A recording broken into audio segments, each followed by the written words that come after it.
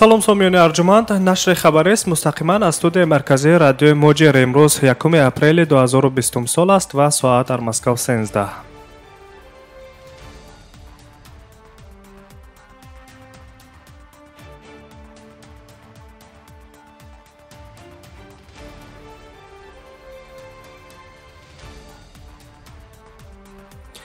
хабарҳои рӯзро аз Москав шурӯъ мекунем. ҳоло дар Москав ва вилояти Москав тибқи қарори мақомот ҳолати худнигоҳдорӣ дар хона ҷорӣ гардидааст.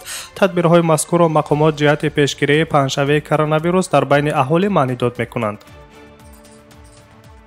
думаи давлатии Русия дирӯз 31 март тарҳи тағйири иловаҳо ба кодекси ҳуқуқвайронкунии маъмурии Федератсияи Русияро, ки аз ҷониби ҳукумат пешниҳод шуда буд, қабул кардааст.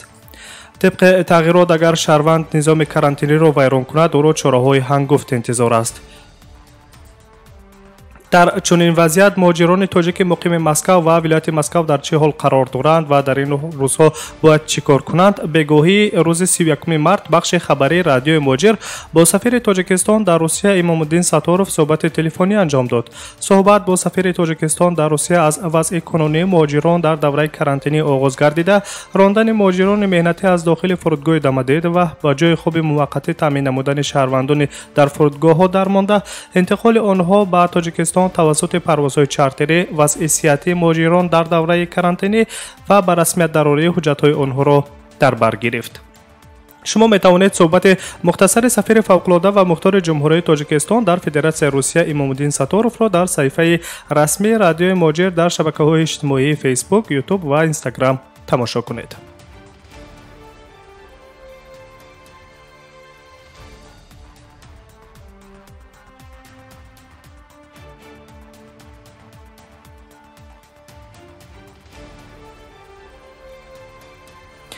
идомаи хабарҳо. ҳавопаймои Русия, ки дар он таҷҳизоти зарурии тиббӣ барои мубориза бо коронавирус мавҷуд буд, ба Иёлоти Муттаҳидаи Амрико парвоз кард. хабар медиҳад РБК.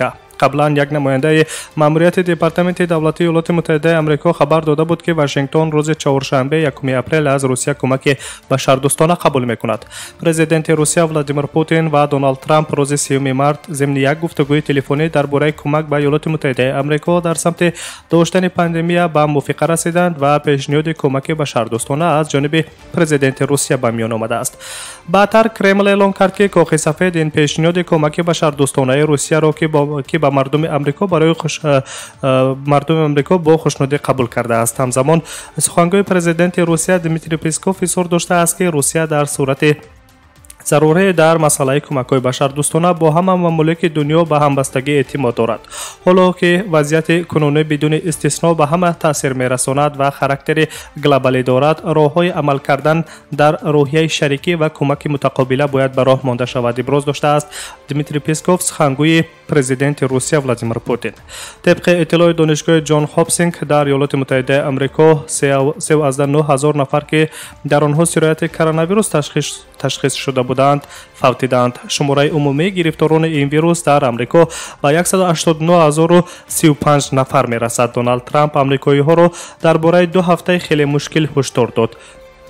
من میخواهم که هر یک آمریکایی به روزهای دشواری که ما را انتظار است آماده شود. ما 2 هفته خیلی دشوار را پس سر خواهیم کرد، تاکید داشته است پرزیدنت آمریکا دونالد ترامپ در برآمد تلویزیونی خویش.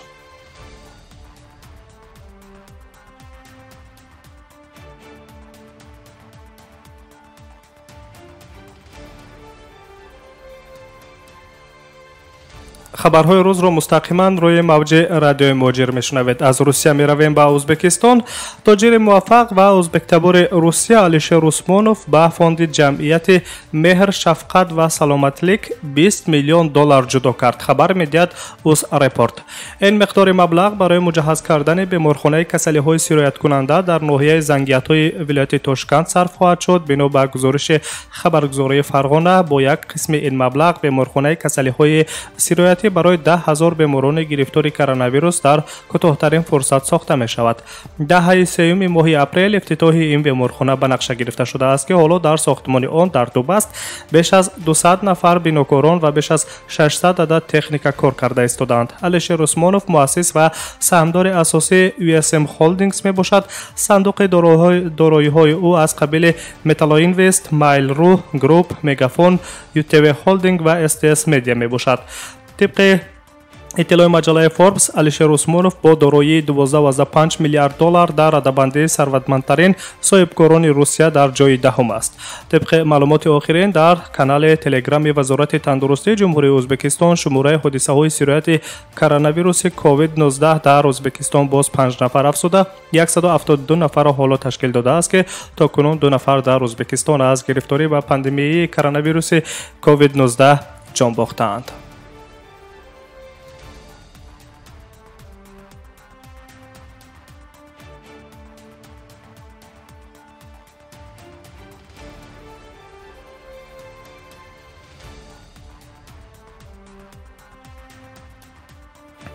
вазири ҳаҷи арабистони саудӣ сешанбе 31 март аз ҳама мусалмонони ҷаҳон даъват кардааст ки ҷиҳати пешгирии панҷшавии коронавирус то ба эътидол омадани вазъият аз нақшаи сафар ба маросими ҳаҷ худдорӣ кунанд.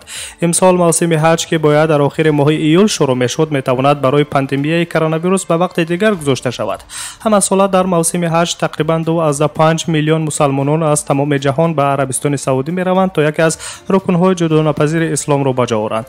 бино ба гузориши шабакаи Алҷазира, шайх Муҳаммад Солеҳ ибни Тоҳир, вазири ҳаҷ ва умраи Арабистони Саудӣ ба шабакаи телевизионии Ал-Аҳбария гуфтааст ки кишвар омода аст барои зирояткунандагон хидмат расонад, аммо саломатии ҳоҷиён барои кишвари мизбон аҳамияти калон дорад ки дар ҷойҳои серодам хатари панҷшавии эпидемия зиёдтар аст.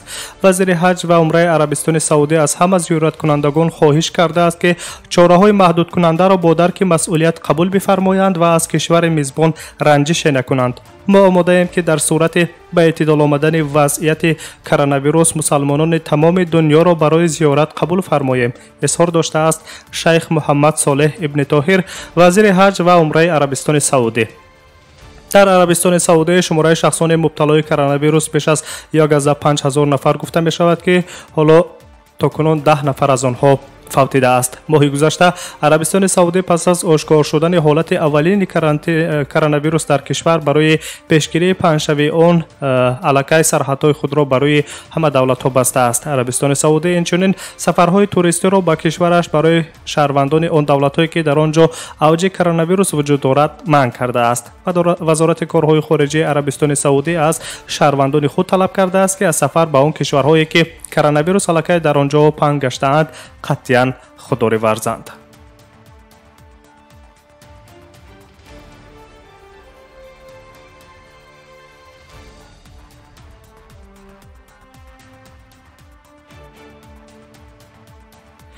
идомаи хабарҳои рӯзро мустақиман рӯи мавҷи радиои муҳоҷир мешунавед. имрӯз 1 апрел президенти Қирғизистон Сооронбой Ҷэйнбеков, муовини сарвазири кишвараш Алтиной Омурбекова ва вазири тандурустӣ Космосбек Чолпонбоевро аз вазифаҳояшон озод кардааст. озодшудагони ду мақомдори сатҳи баландпоя дар Қирғизистон дар ҳолест ки дар ин кишвар гирифторони коронавирус рӯз аз рӯз афзоиш ёфта истодааст. мақомот дар Қирғизистон сабабҳои озод шудани ду мақомдорро расман шарҳ намедиҳанд, аммо дар ҷаласаи шӯрои амнияти ин кишвар президенти Қирғизистон Сооронбой Ҷэйнбеков шахсони мансабдорро барои кӯшиши нокифоя ҷиҳати мубориза бо панҷшавии коронавирус шадидан танқид кардааст. аз ҷумла президенти Қирғизистон аз ҷараёни ба кундӣ пешрафтани муайянсозии одамоне ки бо сироятдоштагон мустақиман тамос доштаанд ва таъминоти нокифоии кормандони тибро дар муассисаҳои тиббӣ аз бепарвогӣ ва бемасъулиятии мақомдорони кишвараш донистааст. дар Қирғизистон шумораи ҳолатҳои ошкоршудаи сирояти коронавирус ба 170 нафар расид.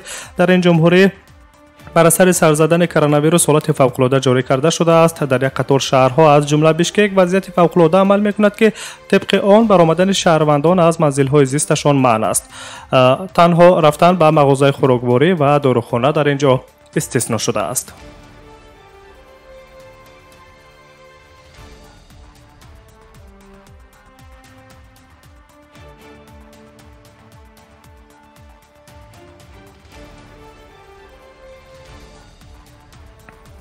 дар Русия боз 7 нафар бемори гирифтории коронавирус фавтиданд. Гуфта мешавад ки 5 ҳолати марг дар шаҳри Москав ва як ҳолати дигар дар вилояти Москав ва вилояти Псков ба қайд гирифта шудаанд. Хабар медиҳад РИА Новости. Дар саросари Русия бошад боз 440 бемории гирифтори вируси COVID-19 муайян шудааст ки 267 нафар дар Москав, 32 нафар дар минтақаи Коми, 27 нафар дар шаҳри Санкт-Петербург, 15 нафар дар вилояти Москав, 11 нафар дар вилояти Саратов, 7 нафар дар Вологда ва дар вилояти Челябинск 6 нафар гуфта мешавад. Дар вилоятҳои Бурятия, Ленинград, Қаламрави, Красноярск, вилояти Тула, минтақаи Краснодар, вилоятҳои Воронеж, Пенза, Омск, Волгоград, Курск ва вилояти Тамбов шумораи гирифторони маризии вируси COVID-19 аз ҳама минтақаҳои Русия зиёд дида ба чашм мерасад. Дар маҷмӯъ дар Русия 2777 нафар маризони ин эпидемия муайян карда шудааст ки 1880 нафари онҳо дар Москав мебошанд. аз шумораи умумии 190 нафар маризон шифо ёфтанд. гузашта аз ин дар рӯзҳои ахир шумораи беморон ва фавтидаҳо нисбат ба рӯзҳои пешин дар Русия камтар ба қайд гирифта шудааст.